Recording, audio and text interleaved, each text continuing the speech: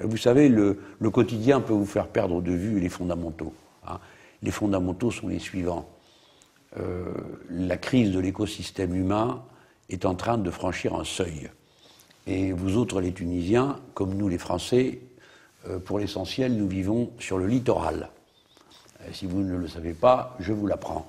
Et la montée des mers a un impact très direct sur nos économies nationales, pour n'évoquer que cet aspect du problème. Donc, nous sommes tous confrontés, en tant qu'êtres humains, à une responsabilité collective, à un intérêt général humain. Qui plus est, nous autres, autour de la Méditerranée, il s'y ajoute justement le fait que nous sommes autour de la Méditerranée. Et bien fou, ceux qui croiraient qu'en laissant la mer se transformer en un cloaque, nous arriverions pourtant à continuer à vaquer à nos affaires ordinaires. Donc ce défi-là, ce défi qui est posé à la société méditerranéenne, il va bien falloir qu'on le relève ensemble. Figurez-vous que ce sont des changements dans la vie quotidienne qui nécessitent pour le coup que tout le monde s'en mêle. Par rapport à la politique étrangère qui intéresse également la région fortement, l'intervention en Libye, ça a démarré sous l'ère Sarkozy, on va dire cela comme ça, a provoqué celle au Mali quelque part, qui a ouvert la voie à l'intervention de l'Algérie sur son propre territoire, et ça a un effet boule de neige, et ça a contribué à créer un climat de tension qui a des répercussions directes et indirectes sur l'intégralité de la région. Quel épilogue voyez-vous à tout cela? Je crois que personne ne dirige la manœuvre. C'est une espèce d'improvisation permanente. Mais de quoi parle-t-on? Si on regarde la racine des problèmes, avant de s'attacher à l'incident momentané, c'est toujours la même. L'État s'effondre. Pourquoi s'effondre-t-il? Parce qu'il est brutalement appauvri. Pourquoi est-il brutalement appauvri? Parce que l'économie se tétanise, se paralyse, parce que l'Union européenne impose à tous les pays d'Afrique une ouverture des frontières, une libre circulation des marchandises et des capitaux qui ruine tous les États. Et ensuite, on vient jeter des larmes de crocodile en disant « mais comment se fait-il? L'armée n'est pas payée, ce sont des pillards, les fonctionnaires ne fichent rien ». Ben forcément, l'effondrement de l'État, qui est une caractéristique qui menace de nombreux États subsahéliens, de nombreux États. Ce que vous voyez, ce n'est que le début. Pourtant, nous avons eu des signaux d'alerte extrêmement forts avec ce qui s'est passé pendant des années au Libéria et au Sierra Leone. N'a-t-on pas vu déjà l'État s'écrouler? Par conséquent, lorsqu'on est confronté à ce genre de situation, il faut agir avec beaucoup de précautions. D'abord, remédier à la racine du mal. Il faut arrêter les politiques néolibérales au niveau international. Et l'Europe doit cesser ses comportements et pardon de vous le dire, elle n'en prend pas le chemin. La même semaine où l'on a fait toutes ces discussions sur l'intervention au Mali, la même semaine, le Parlement européen a adopté, une fois de plus, tout un ensemble d'accords de libre-échange avec la Corne Sud de l'Afrique, qui va évidemment ruiner tout le monde, ça ne fait aucun doute. Ensuite, nous, chacune de nos nations démocratiques, doit avoir une attitude mesurée et hautement responsable. C'est pourquoi moi j'ai exprimé des réserves et j'ai dit que l'intervention au Mali était discutable. Pourquoi l'est-elle? Parce que pour une nation développée, civilisée et démocratique, le respect du cadre international est une question prioritaire au recours à la force. Deuxièmement, la clarté des buts de guerre. Et troisièmement, la nature du régime auquel on vient en appui. Il me semble qu'aucune de ces trois conditions n'était réunie au moment où l'intervention s'est faite. Alors après, on m'a dit oui, mais il y avait urgence. Naturellement, je n'en crois pas un mot. On ne rassemble pas une colonne guerrière en plein désert par surprise. Ce n'est pas vrai. Je pense qu'il y a eu la volonté de traiter par la force un problème qui en effet se posait, mais je crains que le résultat, ce soit une confusion encore plus grande. J'ai dit je crains, mais ce n'est pas sûr. Il faut toujours rester optimiste. Personne ne détient la oui, je crois que mon pays s'est engagé, je crois, d'une façon assez claire sur l'idée qu'il n'avait pas vocation à rester là, qu'il avait par contre vocation à passer la main aux armées africaines qui voudront bien participer à cette opération, et enfin à la reconstitution d'un pouvoir authentiquement démocratique au Mali, et vous savez que ce n'est pas le cas aujourd'hui. Suite au propos de Manuel Valls, non pas relatif à Arcelor, mais plutôt relatif à la Tunisie, la France a été accusée d'ingérence. Il y a eu notamment une manifestation samedi en ce sens. Il y a eu également les propos de Laurent Fabius. Votre opinion là-dessus, est-ce qu'il y a eu ingérence dans le cadre de cette déclaration ou pas? Je demande qu'on n'en rajoute pas trop. Hein. La dénonciation de l'ingérence est une belle occasion de parler d'autre chose. Dans tous les pays, dans le monde entier, tout le monde se mêle de tout. J'ai participé à d'innombrables manifestations contre les États-Unis d'Amérique. Est-ce qu'un seul Américain est jamais venu me dire que je faisais preuve d'ingérence? Bon, non. Je pense que l'usage, en plus nous sommes des sociétés très proches, tout le monde a un avis sur tout et c'est bien normal. J'imagine que les Tunisiens ont aussi un avis sur le gouvernement français et c'est bien normal qu'il en ait un. Par contre, oui, en effet, il y a quelque chose d'un peu surprenant à ce que Manuel Valls, au lieu d'aller demander pardon au sidérurgiste à qui il a crevé un œil, se préoccupe tout d'un coup de ce qui se passe en Tunisie de cette façon. Ce n'est pas l'usage, ça c'est vrai.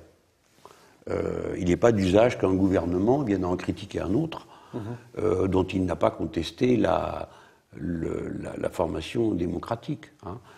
Ça, c'est très surprenant. C'est d'autant plus surprenant, je voudrais le mentionner à Manuel Valls, dans le cas où il ignorerait que son parti, le Parti socialiste, a ici un correspondant qui participe au gouvernement avec les islamistes que lui dénonce. On a vu une déclaration un peu plus virulente de la part de David Cameron, mais comment expliquez-vous le décalage par rapport à la réception de ce signal, de ces déclarations? Il y a eu une réaction beaucoup plus véhémente par rapport à Manuel Valls plutôt que David Cameron, alors que c'était une réaction un peu plus officielle. Mais parce que, comme dans toutes les histoires d'amour, les réactions sont plus violentes. Les Tunisiens et les Français ont une relation très étroite, donc ils supportent plus mal ceci ou cela. Mais tout ça sont des généralités, vous savez. C'est l'amour exacerbé. Bah, on dit la France, pardon, excusez-moi, je suis aussi la France. Bon, mais qu'est-ce que c'est que cette histoire? Et des binationaux, il y en a combien? Alors que demandent les gens qui mettent en cause la France? Ils demandent à leurs propres compatriotes de venir s'excuser. Tout ça ne tient pas debout. Aujourd'hui, comment vous évaluez ce rapport tuniso-français, justement? Il est insuffisant. Nous devons nous avancer vers une plus grande et plus étroite coopération. Nous autres, les Français, nous avons été dispersés de nos véritables centres d'intérêt par une politique d'Union européenne qui vient nous lier à des gens certainement très estimables et très intéressants, tels que les Lettons, les Lituaniens, les Croates, peuples avec lesquels nous avons des relations finalement assez distendues. Tandis que les Tunisiens, les Algériens, les Marocains sont mélangés au peuple français par dizaines de milliers. Et quand je dis sont mélangés au peuple français, je pourrais dire le peuple français est mélangé par dizaines de milliers. Nous avons donc une vocation naturelle à avoir un centre de gravité plus proche de la Méditerranée que des lointaines contrées brumeuses du Grand Est de l'Europe. Pour ma part, j'en suis ardemment partisan. J'estime que le destin de la France se joue bien davantage en Méditerranée qu'où que ce soit si loin outre-Rhin. Votre visite précède celle du président français, M. François Hollande, qui aura lieu au printemps. Quelle serait la teneur, selon vous, de cette visite et quelle attente on pourrait avoir de cette visite? Eh bien, vous pouvez déjà attendre des flots de bonnes paroles mutuelles. Au-delà de ces bonnes paroles. C'est la tradition diplomatique. Mais si le président de mon pays fera pour le mieux, j'en suis certain. Mais nous devons nous poser, plutôt que la question de savoir ce que vont faire nos présidents respectifs, savoir ce que nous voulons. Nous, les parlementaires, le peuple, vous, les gens de médias, votre génération, bon, que voulons-nous? C'est ça qui compte. Ce que nous voulons, c'est donner un caractère aussi fort que possible à la réalité de la communauté humaine que nous formons. Je suis stupéfait de ce qu'on ne s'attache pas d'abord à comprendre ça. Nous formons une communauté humaine quasi familiale commune. C'est extraordinaire. On est tout le temps en train de parler du temps de la colonisation, mais nous sommes bien plus intriqués aujourd'hui que nous ne l'avons jamais été de toute notre histoire. Par conséquent, que faisons-nous de ce fait-là? Voilà ce qui nous importe. Est-ce que nous le subissons ou est-ce qu'au contraire nous essayons de construire quelque chose là-dessus? Et que pouvons-nous construire? Non pas des fumées générales et des vœux pieux et autres collections d'enfilage de perles, Nous avons des intérêts communs très concrets. Nous vivons tous autour de la même mer. Les mers et les océans sont l'enjeu du XXIe siècle. 70% de la surface du globe.